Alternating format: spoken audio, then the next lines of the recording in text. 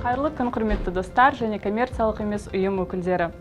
Егер сіз менің елім бағдарламасы аясындағы әрекет әлеуметтік кәсіпкерлікті дамыту жобасына қатысуға шешім қабылдасаңыз, мен бұл видеода сізге онлайн сауалнаманы қалай толтыру керек екендігін түсіндіремін. Жобаға тек коммерциялық емес ұйым өкілдері қатыса алатындығын естеріңізге саламыз. Қатысушының онлайн сауалнамасын толтыру үшін сіз біздің ресми сайттағы жаңалықтар немесе жобалар бөліміне кіріп, әрекет жобасы жайлы ақпаратпен танысуыңыз қажет. Бөлімде сіз толтыру керек онлайн сауалнамаға сілтеме көрсетілген. Сол сілтеме арқылы өтіп, сауалнаманы толтыруға кірісіңіз. Электрондық пошта тармағында тек Google поштасын көрсетіңіз.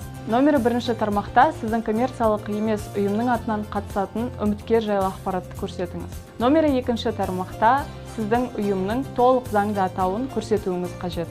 Номері бесінші тармақта сіз өзіңіздің бизнес жобаңыздың көмегімен шешілетін өңірдегі әлеуметтік проблеманы сипаттауыңыз керек. Мәселе сіздің қалаңыздың, ауданның немесе ауыл тұрғындарының әлеуметтік осал топтарына қатысты болуы керек.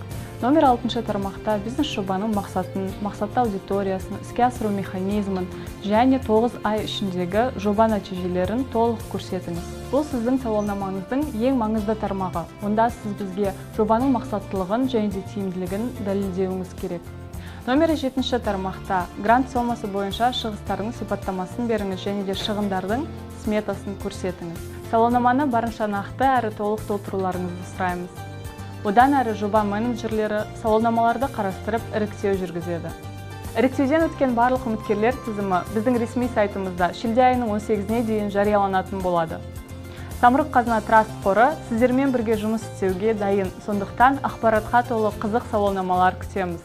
Барлық қатысушыларға сәттілік!